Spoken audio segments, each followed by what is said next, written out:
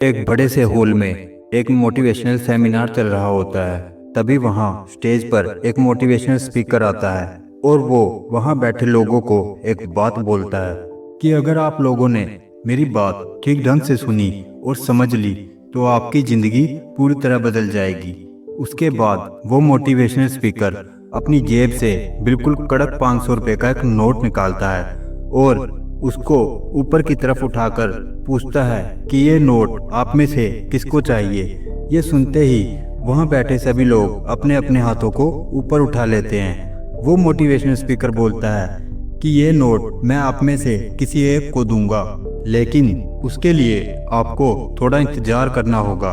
अब वो motivational speaker उस नोट को अपनी मुट्ठी में बंद कर लेता है और थोड़ी देर तक उस नोट को अपनी मुट्ठी में मसलता है। अब उस कड़क नोट में सिलवटें पड़ जाती हैं। अब दोबारा से वह उस नोट को ऊपर करके पूछता है कि अब ये नोट किस किस को चाहिए। इस बार भी वहाँ बैठे सभी लोग अपना अपना हाथ ऊपर उठा लेते हैं। उसके बाद वह मोटिवेशनल स्पीकर उस नोट को नीचे गिरा देता है और जमीन पर रगड़ देता है। अब वो 500 का नोट थोड़ा पुराना और गंदा हो जाता है। फिर दोबारा से स्पीकर उस नोट को उठाता है और वहाँ बैठे लोगों से पूछता है, अब बताओ इस नोट को कौन लेना चाहता है। और इस बार फिर से सभी लोगों ने अपने हाथों को ऊपर उठा लिया। मोटिवेशनल स्पीकर ने दोबारा से उस नोट को नीचे गिरा दिया और उसे दोबारा से स्टेज पर रगड़ने लगा और उस पर पानी भी गिरा दिया। अब नोट की हालत बिल्कुल खराब हो जाती है। कोई भी उस नोट को देखता तो यही बोलता कि ये अब बस एक कागज का टुकड़ा है, ये बिल्कुल बेकार है, अब इसकी कोई वैल्यू नहीं है दुनिया में। स्पीकर ने एक बार फिर से दोबारा उस नोट को उठाया और ऊपर करके वहाँ बैठे लोगों से पूछा, अब बताओ इस नोट को कौन लेना चाहता है। तो फिर से वही हुआ। वहाँ बैठे सभी लोगों ने अपने अपने हाथ ऊपर उठा लिए। वो इसीलिए क्योंकि नोट चाहे कितना भी गंदा या पुराना क्यों ना हो गया हो, वो अब भी 500 का नोट ही है। ठीक इसी तरह आप भी कई बार एग्जाम्स में पास नहीं हो पाते, इंटरव्यू के बाद जॉब में सिलेक्शन नहीं हो पाता।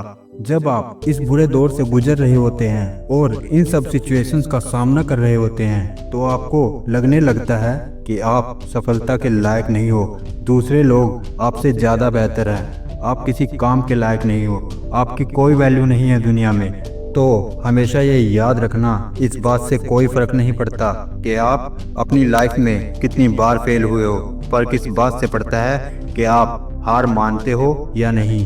क्योंकि हर सक्सेस के पीछे एक फेलियर जरूर होता है। किसी भी काम में एक बार असफल हो जाने से आपकी वैल्यू कम नहीं हो जाती, बल्कि आपको उस काम को दोबारा ठीक से करने का सबक सिखाती है। आपको सिखाती है कि आपसे कब और कहाँ क्या गलती हुई है। आपकी वैल्यू हमेशा वही रहती है जो पहले थी। आपके पास कुछ खास है जो दूसरे आपसे छीन नहीं सकते। अब तक सक्सेस नहीं मिलने की वजह से आपकी वैल्यू कम नहीं हो जाती, क्योंकि शेर के हाथ से एक बार शिकार के बच जाने से शेर किधर नहीं हो जाता, शेर शेर ही रहता है। तो आप भी लोगों की बातों को ना सुनकर अपनी वैल्यू को पहचानो। अगर वीडियो अच्छी लगी हो तो वीडियो को लाइक ज़रूर करें।